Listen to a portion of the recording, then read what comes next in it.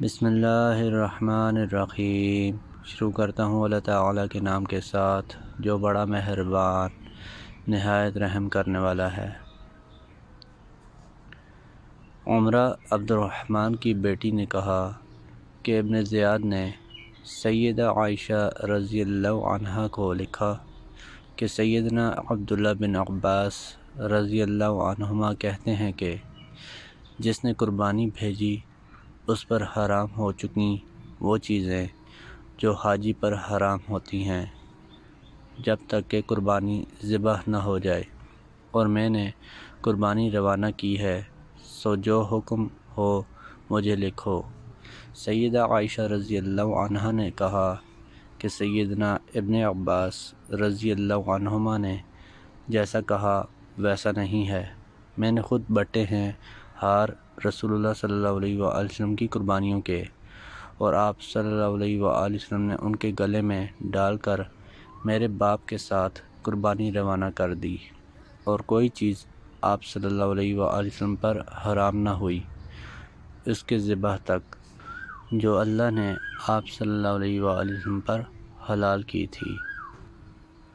سیدنا ابو ہریرہ رضی اللہ عنہ نے کئی حدیثیں روایت کیں، ان میں یہ بھی تھی کہ ایک شخص ایک اونٹ کو کھینچ رہا تھا جو اونٹ مقلد تھا، یعنی اس کے گلے میں ہار پڑا ہوا تھا، تو رسول اللہ صلی اللہ علیہ وآلہ وسلم نے فرمایا خرابی ہو تیری، اس پر سوار ہو جا۔ اس نے عرض کی یا رسول اللہ یہ قربانی کا ہے؟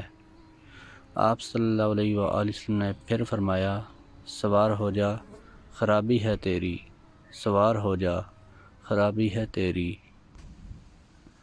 سیدنا جابر رضی اللہ عنہ سے کسی نے قربانی کے اونٹ پر سوار ہونے کو پوچھا تو انہوں نے کہا میں نے نبی کریم صلی اللہ علیہ وآلہ وسلم سے سنا، فرماتے تھے کہ اس پر اس طرح سوار ہو کہ تکلیف نہ دو، اور جب تمہیں ضرورت ہو اور سواری نہ ملے۔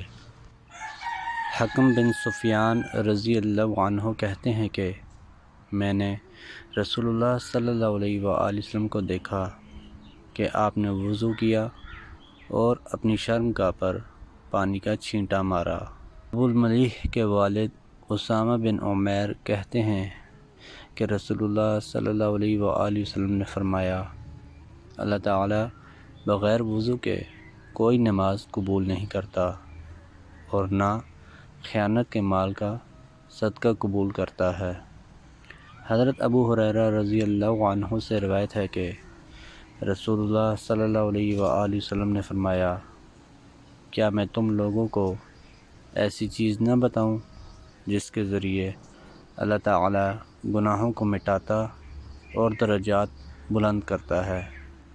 وہ ہے ناگواری کے باوجود کامل وضو کرنا، زیادہ قدم چل کر مسجد جانا، اور نماز کے بعد نماز کا انتظار کرنا۔ یہی رباط ہے، یہی رباط ہے، یہی رباط ہے۔ حضرت عثمان رضی اللہ عنہ کہتے ہیں کہ میں نے رسول اللہ صلی اللہ علیہ وآلہ وسلم کو فرماتے سنا ہے جو شخص بھی اچھی طرح وضو کرے پھر نماز پڑھے تو اس کے اس نماز سے لے کر دوسری نماز پڑھنے تک کے دوران ہونے والے گناہ بخش دیے جائیں گے۔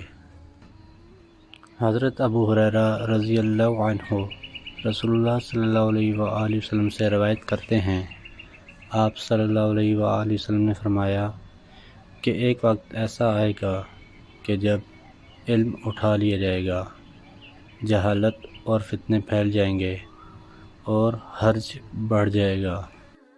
آپ سے پوچھا گیا کہ یا رسول اللہ حرج سے کیا مراد ہے؟ آپ صلی اللہ علیہ وآلہ وسلم نے اپنے ہاتھ کو حرکت دے کر فرمایا اس طرح گویا آپ صلی اللہ علیہ وآلہ وسلم نے اس سے قتل مراد لیا۔